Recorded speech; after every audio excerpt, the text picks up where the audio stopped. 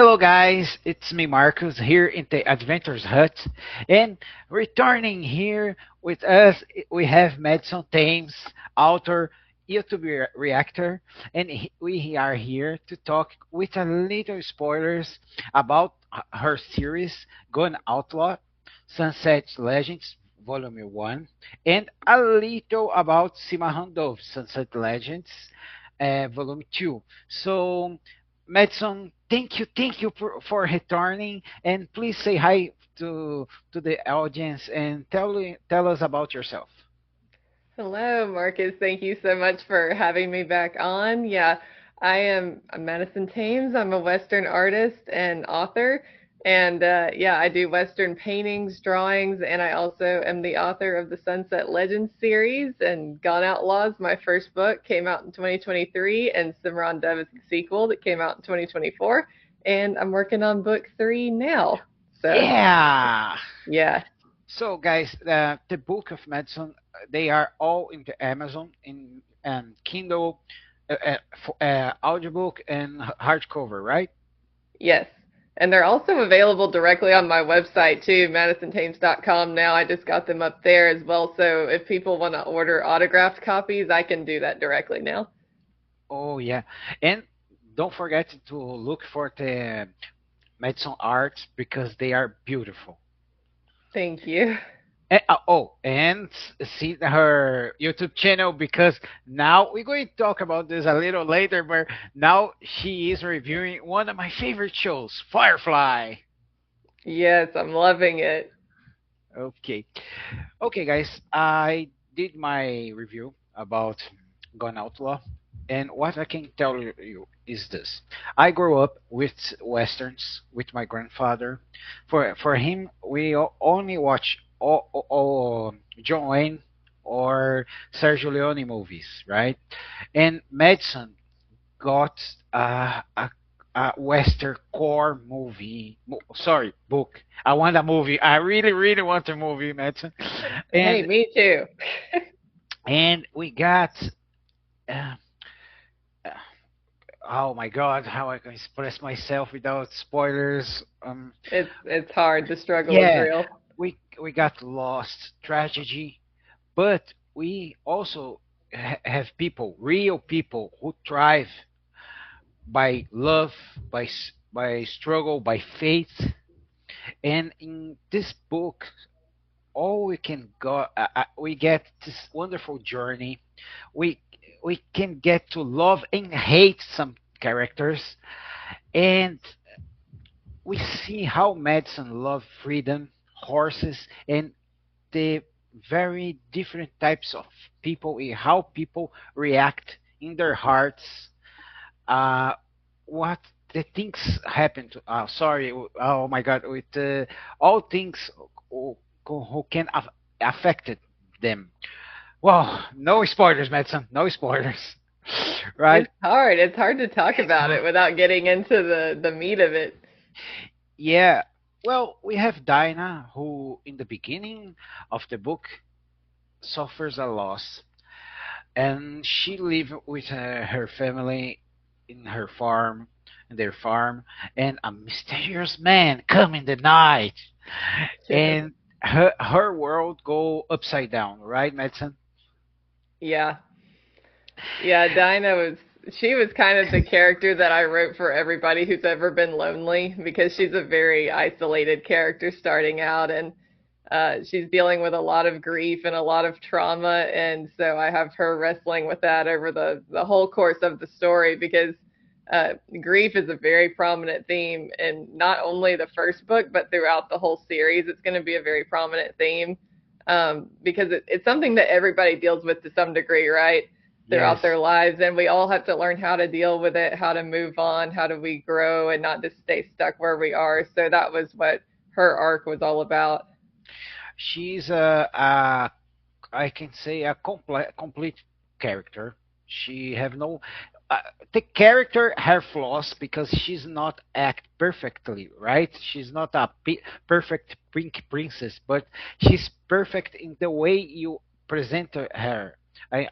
She oh I love her, but she only works because of Joseph. right? Yeah. Oh my God, this man have so many things in his soul that I won't got angry with him, but I only feel sad because I know he wants to be a better man, to do the right thing, but he has this uh, honor on him, this loyalty to a man who is not very good, right? Yeah, he's loyal to a fault, right? Yeah, yeah. And one character that surprised me was Jasper, the lawman, because Hmm. I was just expecting just a sheriff, tough to the nails guy, and he is in certain point, but he just he assumed the role of a surrogate father for Dinah, right? Yeah. Yeah, he came in kind of right when she needed I somebody that she not could kind expect of that. rely on. Yeah. Yeah, and in the beginning, he still is one of my favorite characters. Iniento, I love him. I love Uh, him. yeah, no spoilers, no spoilers. But Jasper, uh, in the end, to the beginning to the end, I was rooting for him because he was really a good man, Hmm. right? Yeah, for sure. And He's very much a gentleman. He's very polite. He's very kind, but he's dealing with a lot of pain and again a lot of trauma. Every character in the story is dealing with grief somehow, and either learning how to cope with it in a healthy way or not so healthy way. And yeah, we have lots of different. We look at it from lots of different angles depending on the character. And I like how he was able to help Dinah and she was able to help him in turn. and I was fascinated because when he and Dinah are together, you can, in your words, I can feel he is very uncomfortable with her attitude, but he respected her, right? Yeah, he was willing to give her a chance when nobody else was. He was willing to take a chance on her, and we can all speculate as to why that is. Yeah, what do you think? Well, I know, but Uh, I don't want to yeah, divulge too much. and well, let's talk about Valentin, our bad guy, right? Uh, Very he bad guy. he is a bad guy to the core, but he's not how I can say, he's not like a usual bad guy in westerns. He's deep. He got layers, but he's still a very violent man, right? Hmm. Yeah, Sal was kind of my response to a trope that I'm getting kind of frustrated with these days, where it's like in every movie and book I see now, it's like the misunderstood bad guy, and really the hero just needs to understand him more. They just need to understand where he's coming from and try No, to get we to need him to a little. shoot him, right? I wanted to write an evil, evil villain. I wanted a guy that was just bad through and through. And even though we can maybe understand why he is the way he is, or see that like maybe this thing made him turn out this way, we're still not supposed to root for him. We're not supposed to root Oh for no. this guy at all. I, I want the reader fully behind the hero going into those those final showdowns. So I wanted to write a straight up villain in this book for sure. he's a straight up villain, and I love villains when they are built right. And whoa, you're he the way he deal with things. I recall uh, the bad guy in how it's the name. It's a Trinity movie. They in US they call Boot Hill. Okay, I haven't seen that one. Yeah, yeah, it's a very complex tale, but Well, all everything with Terence Hill in Bud Spencer in the first years was more serious, and I love this angle. But still, it's spaghetti western, so we have some like when you hit the guy in the top of the head, he falls. But still, it's Yeah. a great western, and the bad guy, it's a very calculated man. So you understand? So this one came in my mind. But now, tell us, Madison,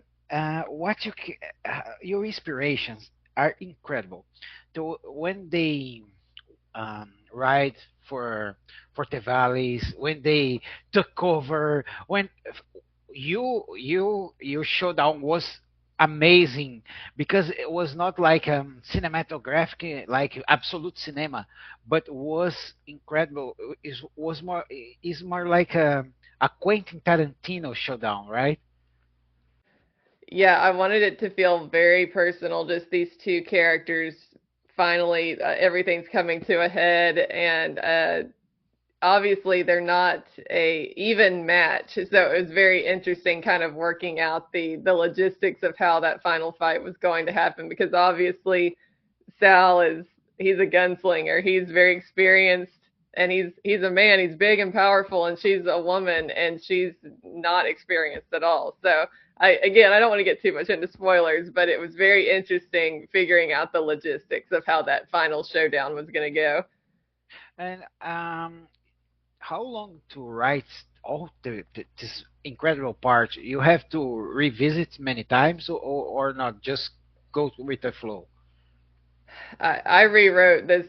I mean, this whole story, I rewrote many parts of it many times. I don't have an exact count on any of it, but the end is something that I always knew basically how I wanted it to end in general, but there were still lots of moving pieces, and I changed things multiple times for sure, multiple drafts Wow. And for how long time you took to from write the whole the to write first the whole draft? book. Yeah, yeah. No, no, the Well, this last part. I mean, the whole process took several years, like from concept to publishing.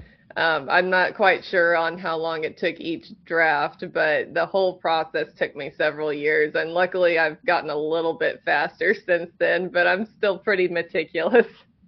I imagine because you left us with some cliffhangers, but they are intentional, right? Your story is oh my god, I love the way you write the stories. And first we have a plot twist that uh, um, and the mystery of what happened in the first part of the book because of the trauma of Dinah, right? Hmm. And oh my God, I stopped to read. I was listening to audiobook in into work, something I should not be doing, but I was just like this, guys. You're, Oh, and my friend working my side, hey, what's happened? I was shocked. I was shocked that's because amazing. I have no clue of the plot twist. I have no clue. That was something was in the back of your mind all the time. Well, originally, in the early drafts, I had it written a certain way and it was not that way. And that's something that ended up coming later in the process. And like when I was doing second, third draft, and I was like, oh, this is so much better. This is a much better twist. This is way more interesting. Yeah, It makes things way more complicated. And that's always extremely. better. Yeah. Yes. I always loved, high stakes. High stakes, jacking up that conflict between the characters as much as possible. So I was like, this is it. This is what I like. I didn't plan it that way, but once it came to me, I was like, this is the way it was supposed to go. The producers of Yellowstone need to read your book. Oh man, but I'd love to do a series someday. Like not even a movie, but a streaming series would be awesome. Yeah, was it's perfect for the Paramount platform. the way you tell stories. But now, let's talk about the end. That was a incredible, beautiful, heartfelt end. Thank How you.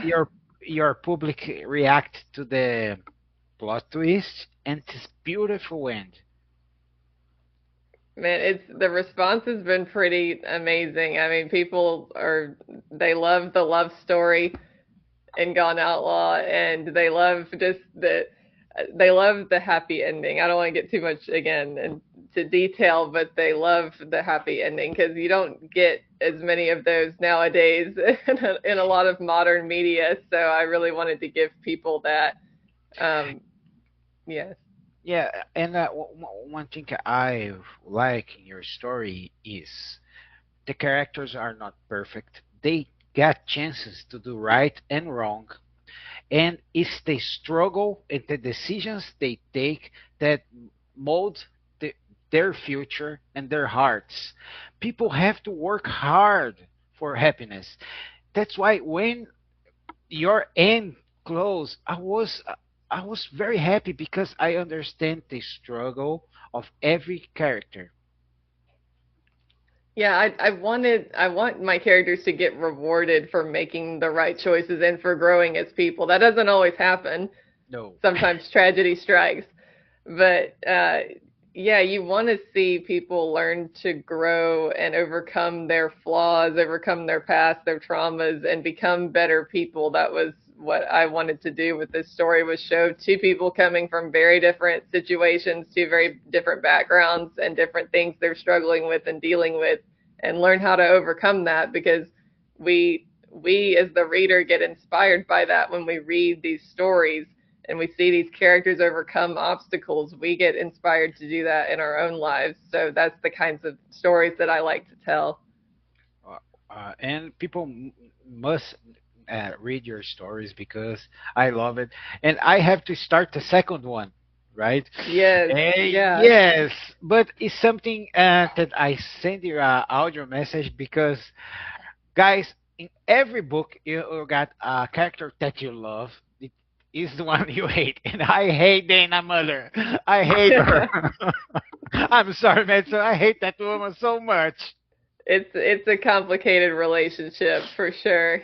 Yeah. Yeah. Oh my God. And is many people with my opinion, or is just me? You are the most like passionate about her that I have heard from. but Oh I, my God. everybody always has like a different character that's like, that one's my favorite, or I hate that one. So I always love hearing like who likes a certain character, who hates a certain character, and why. It's fascinating for me. And um, Iniento. I don't want to say the name wrong. I love him, and I was hoping that he got a spin-off of from himself. Yeah. Well, He's he a is very rich character. he is. Yeah, and he's not in Cimarron Dove. I can say that. He's not in that story, but we definitely haven't seen the last of him. There's more of him coming. Oh, I'm so Yeah. happy right now. I'm Yeah, so there's happy right now. yeah, we're Well, gonna be seeing more from him. um, so Madison, what you can tell us now about the Sunset Legends 2? Because we in the first book we know some of the characters, right? And then they got their own story. That one I did not started. So my heart is happy, but I am scared. Okay, what you can tell us about that one? Yeah, so when I was first writing Gone Outlaw, I did not plan for it to be a series. It's something that developed over the course of those several drafts. I was like, okay, this needs more, like, because I got attached to my own characters, and I was like, I want to see what happens to this guy and what happens to this guy. So that was kind of where the idea for Cimarron Dove came from. I was like, I want to see what happens next to Marcus. I want to see where he goes from here. So that's what Cimarron Dove is what happens to him? Where does he go? What crazy adventure does he go on after the events of Gone Outlaw? And for me, it's so weird read about a character with my name. Yeah. Do And you feel like an extra attachment to him because you share a name? yeah, and I got scared if he do something that I would not do, so I going to hate him because of this. Yeah. And um, what's how is the feedback of the your readers, the public who are just now knowing your work as a writer? Because many people like me know you because YouTube. Mhm. Yeah, I'm still just I get so excited over every review that comes in, like whether it's on Gone Outlaw or some Ron Dove. I love hearing people's different feedback on just how much they're enjoying it and how much they love the characters and the story. And something really exciting that happened this past year was Simran Dove actually was a finalist for the Spur Award for Best Western Romance Novel from the Western Writers of America, which was really awesome. So I got to go out to Amarillo, Texas, and accept the award there. I was a finalist. I didn't win the award, but I got second, which is still such an honor for my second novel to have that, and like to hear like the judges loved this novel so much and they loved your characters, and it was just like really emotional. I got teary when I got that phone call, so that was really amazing. And the process is you send your book, or they just choose you without your knowing.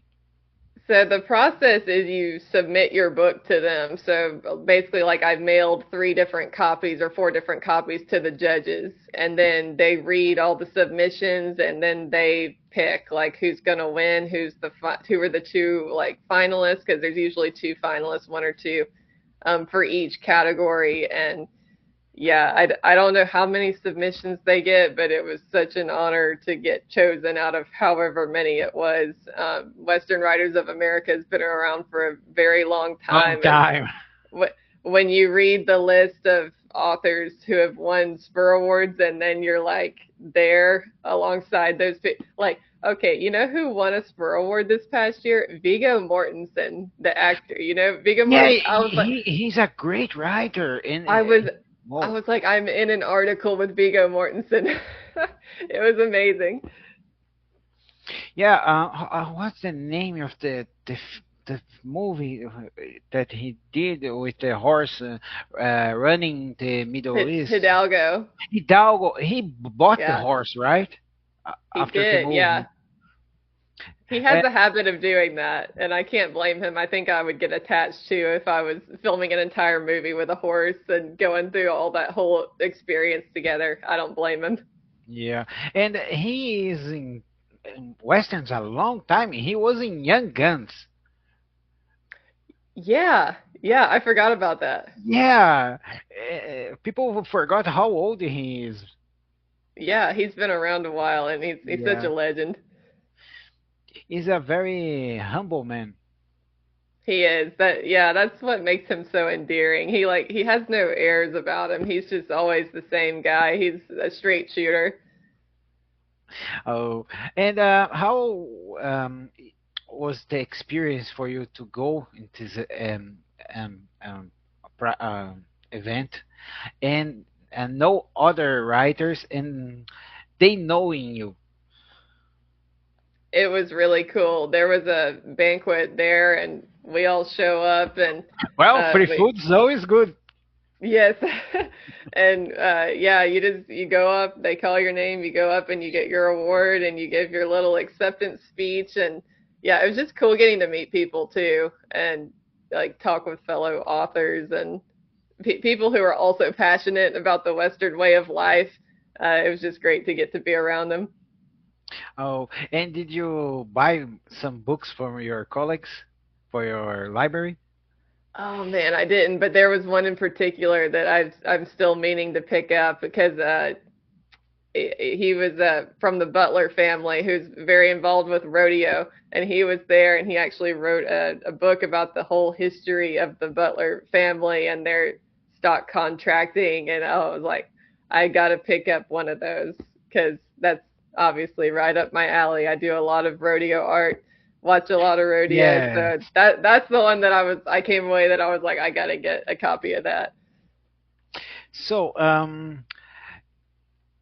talking about your art, before we talk about the art, you wanna say something about the books that you think we forgot? Uh, I think we're good. I think we covered a lot. No spoilers. Yeah, no No spoilers. spoilers. So, about your art, Madison, we talked about the a little in our previous interview, but you have a passion for animals and for rodeo, and the recent ones are most about cowboys and rodeos, right? Yes, I love doing rodeo art. That's something that I just started doing in the last couple of years, and now it's actually most of what I do. It's something that it's one of those things that it kind of came out of the blue, but then when you look back on your life, you're like, that didn't really come out of the blue at all. It was kind of always meant to be. And I love the new videos when you're standing and you rotate the art, and in your face you're going, oh, I hope they like it. It is beautiful. Oh, thank you. It's actually what's usually going through my head is like, don't drop it, don't drop it. Oh my god! Because they are heavy, right? Yeah, those big canvases, they're a lot heavier than they look. And you're trying like usually they're still wet too, so I'm like, don't get paint on me, don't drop it, you know. Oh, and how is the because all your art are available to people to buy, right? And Yes. how you got surprised with the quantity of fans that you got by your art? Yeah, it's been pretty amazing. I've been growing a lot these past couple of years, and what's been kind of the most like mind-blowing thing is since I started doing rodeo art, I've sold several paintings to world champion athletes, world champion cowboys, and that was just something I like that was never on my like my bucket list or my goals or whatever. But once I started doing rodeo art and that started happening, I was like, holy moly, this is amazing. I never thought I would get to do something like this. So it's been really cool. And your process of painting, it's how I can say this. You mentalize a lot, or you just paint? I like to start with a solid sketch so I have everything mapped out basically, and I'm not just like starting on the obviously you have to start with the blank canvas to do the sketch, but once I have my sketch, I like having that roadmap there so I'm not like having to question does this go here or does is it a little to the left, you know, like I already know everything's in the right place. So at that point I can kind of just be more intuitive and enjoy the creative process. um, Kind of like doing the first couple of layers, you just get to have fun with it. You're blocking in all the colors and stuff. But then after that point, it gets serious. Like you got to start doing the details and really start refining and see like, is my color scheme working or do I need to change something? And I always work from reference photos, so you have to make a lot of decisions of like, am I going to do this like it is in the photo, or do I need to change this, and will it make it a better painting? Like a lot of times, I'll completely change the background. So yeah, a lot of decision making for sure. Art is like problem solving. You're just continuously problem solving along the way. And you are open to commissions for art? Yeah, I am. So I kind of do a mix of different things. Like half the time I'll pick a photo that I like and I'll be like, I want to draw this or I want to paint that, and I'll do whatever I feel like doing, whatever I'm inspired to do. And then the other half of the time I take commissions. So people reach out to me with an idea of like, hey, can you do this for me? And I'll be like, absolutely. So I like getting that variety and getting to switch things up. And that's what I love about painting and drawing too. Like, so I don't just paint because I wonder like if I would get burnt out or bored if I always did the same thing. But I like going back and forth between painting and drawing because they're so different. And my paintings are very involved, and sometimes they'll take me a month to complete, whereas a drawing will take me like a week. So it's nice to get to switch back and forth and do like from a large scale painting that takes me forever and it's really exhausting to like a smaller drawing. It's kind of like I get to relax a little bit and kind of do something a little quicker. So it's nice having that variety. And I don't know if that happened to you, but uh, anytime you paint you do a painting and you cannot sell it, you say no, I cannot, that is keeping with me. No, I try not to get too precious with any of it. I mean this what I do for a living, so it's like I have to sell my art. Like I don't have the luxury of holding on to it and being like this Yes, one's mine, yes, you know? yes. Yeah. I gotta sell it. But yeah, I mean, I love it really. Like I don't usually finish something and feel like I want this like for myself to hang on my wall like cuz I want like if I'm painting a rodeo athlete, my dream is for them to have it because I'm painting a moment that's really important to them, usually like a big rodeo that they won or a ride that was they got a really great score and won this thing. So I want them to have it because it's like their memory and their experience. And so there's nothing more special for me than to like see them have that and have it on their wall for forever. It means a lot more for them to have it than me. Oh, nice. And I want to mention two of your arts because one it's of one of my favorite characters in Western from Rio Bravo, Stampy. I love him. Is the best in the movie. And other one is the one that you did for Robert Duvall. That was beautiful. Thank you. Did you sold that one or no? I did, yeah.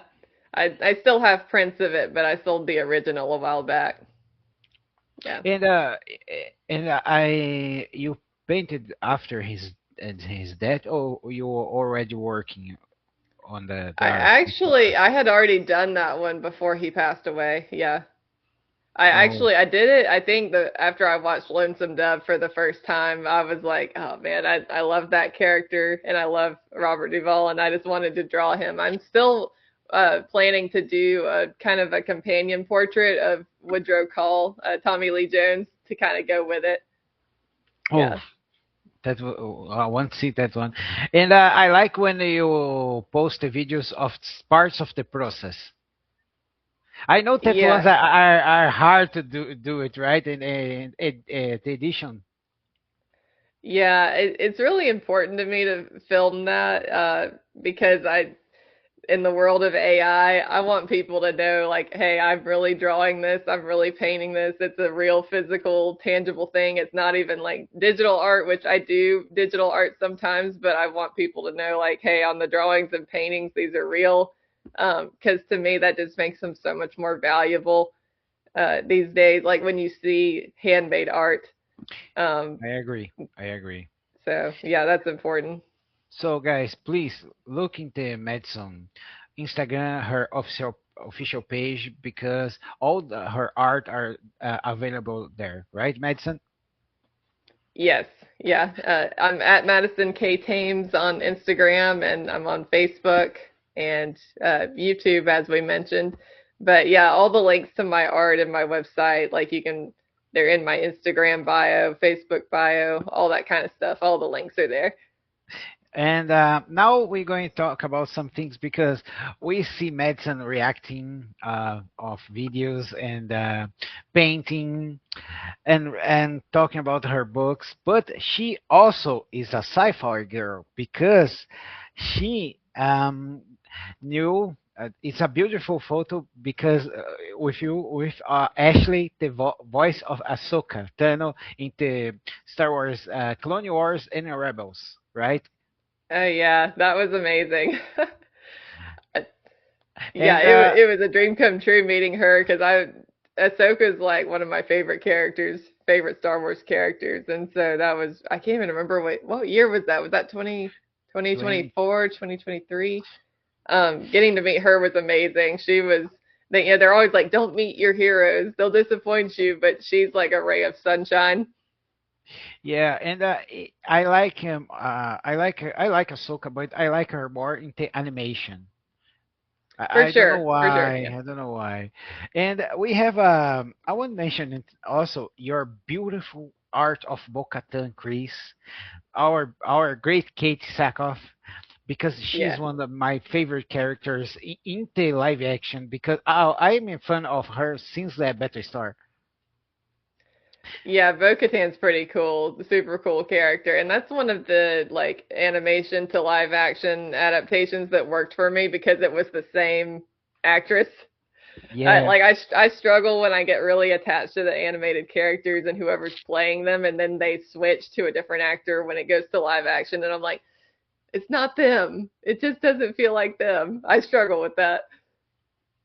yeah. I think one of the episodes when she appeared in live action, it's one of the best of Mando. Yeah, it's super cool. And now, Madison, I want to talk to you about a cosplay that you did. You did Ripley from Alien, and because Yeah. she is a great role model. She's one of my heroes of my childhood, and I like to see you doing a cosplay, and was a little weird because your hair was different. However, was a lot of work to change the hair. No, because it was a wig. So I just put it on. Oh, dummy! It was so funny. A lot of people were like, "Wow, like how'd you do that to your hair?" And I was like, "Well, I put a wig on. That's what I did." Because my hair is naturally curly, but it's very long, and hers is a lot shorter, and mine's not that curly. I don't have like an '80s perm going on, so I was like, I'm just gonna get a wig. That'll save me all the trouble. And why Ripley? Man, well, on my YouTube channel, I reacted to Alien and then Yeah. Alien, and I absolutely loved both of them. But Aliens, though, was like on another level for me. I know some Mm. people like the first one better. I loved the second one. I loved how it was more kind of like action movie. Yeah, And your the smile when she say get away from her, your bitch is that big. yeah, I just thought she was so cool, and she came along before the era of like Mary Sue's we have Yep. now, where it's like the female characters are like overpowered and they're like, oh, there it's too much just like girl power kind of thing. She was just naturally awesome. She just naturally kicked butt, and the way the stories were written and the way that character was handled, that's the blueprint of like that's how you do it, guys. Yep. Well, Madison, now I want to talk to you about a little bit about Firefly because I was dying to you react because I was sure that you would love Kaylee. Oh yeah. And how is to be the experience for you? It's been really awesome. And man, what a nice community. I don't know how many comments I've gotten so far that are like, welcome to the brown coat community. Welcome to the Firefly community. I'm like, thank you. You guys are so nice. So, some fandoms are kind of like iffy. Like Yeah, they're yeah. kind of protective. Maybe like they don't really want new people coming in, but these people are like, welcome. Thank you for watching this show that we all love so much because everybody is still like so heartbroken that it got canceled prematurely and they just love seeing reactors watching it still and enjoying it and it's like they get to re-experience it again. So it's been really fun.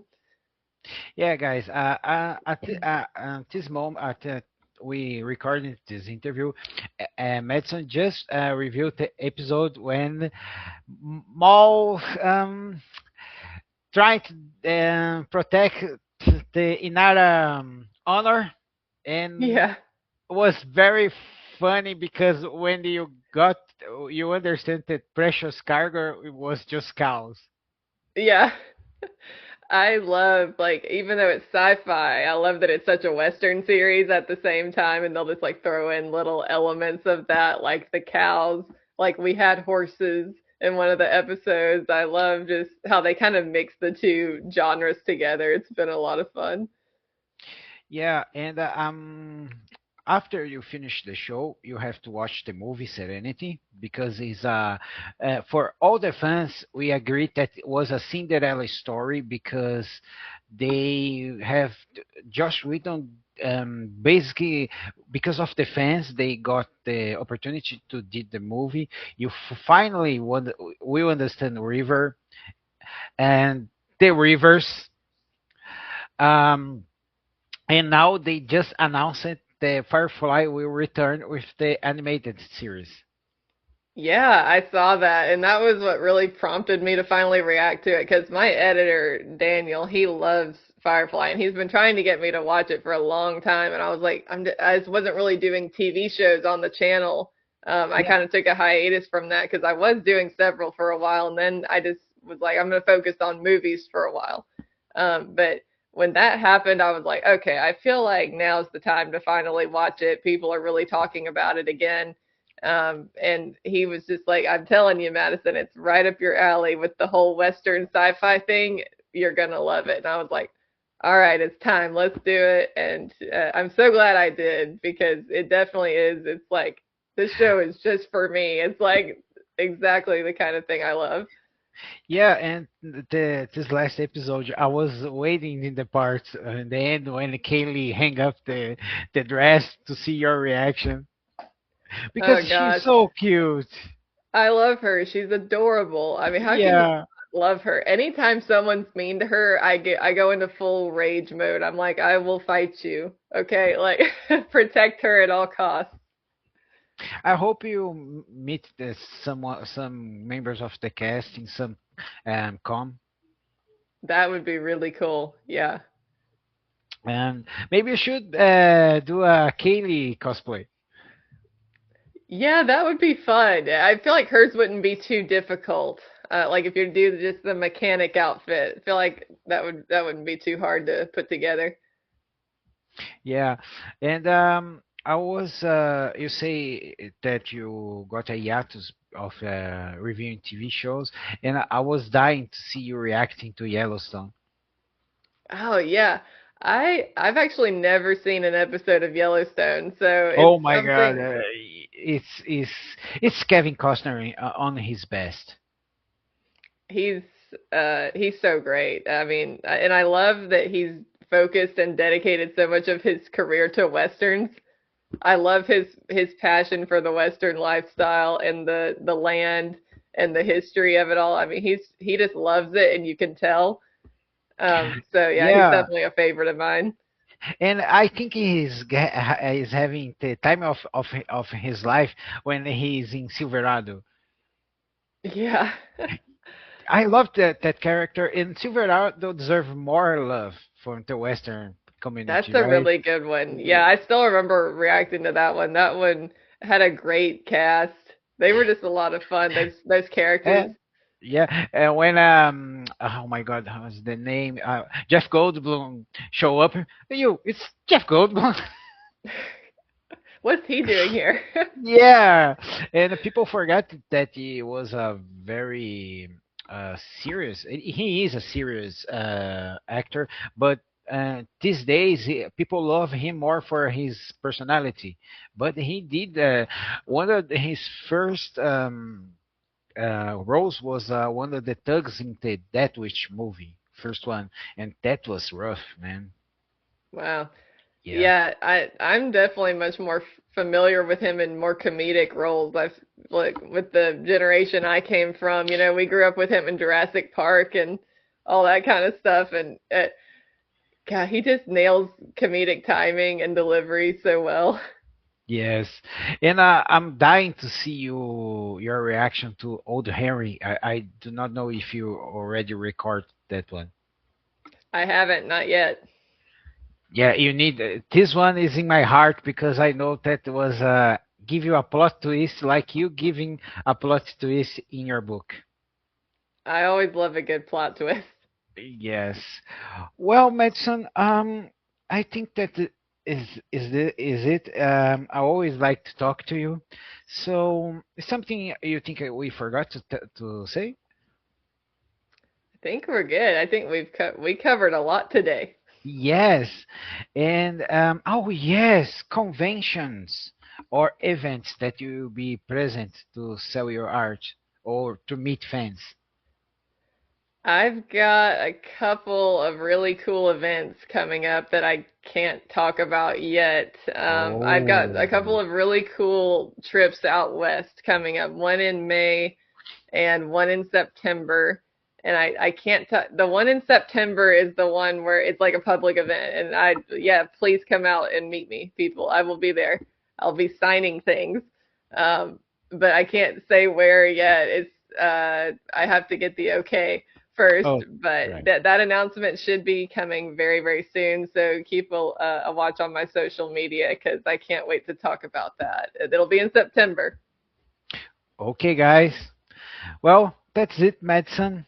Now we got into Carini moment, the momento Carini, when you left us with the message to the universe. Last time you almost make me cry. Please don't do that I'm again. so sorry.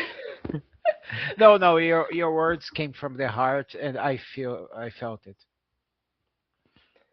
Well, for today, let's see.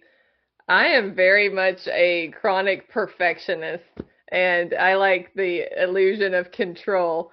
And so, a really good quote that I saw probably a month or two ago now, and I don't even know who this quote originally came from, but it stuck with me.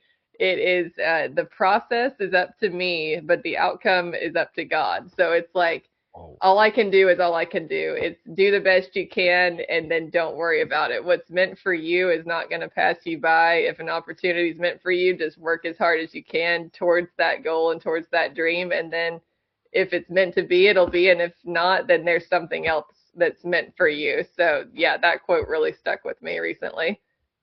wow, well, thank you, Madison. It was beautiful, and I do not cry. Thank you very much for that. And guys, that's it. But it's one more reaction that I think all your fans are expecting, Madison. Where is the reaction from Spirit? Oh, well, I grew up with that movie, so I can't really do a first time watch of it, but. It's Um, a revisiting. I've done a revisiting before. The Black Stallion is a horse movie that I Oh, grew up with that one and make me loved. cry. That one make me And cry. and I did a flashback Friday, if you will, and watched that one on my channel, even though I'd seen it, 100 million times. But it had actually been many years since I watched it, so there were things I had forgotten. But yeah, I should watch Spirit on my channel just for the heck of it. Like talk about Yeah, a movie that I cannot get through without crying. I'm like crying in the first 5 minutes every time. without without crying and without singing, right? Oh yeah, I mean one of the best soundtracks of all time, honestly. Phil Collins. uh, So, well, guys, that's it. Thank you, Madison. Really, it's really nice to see you again, talk to you. I hope we can talk about your second book too, without spoilers, yes, guys. can't wait. So, guys, that's it. I'm Marcus. This is Madison. To the next time.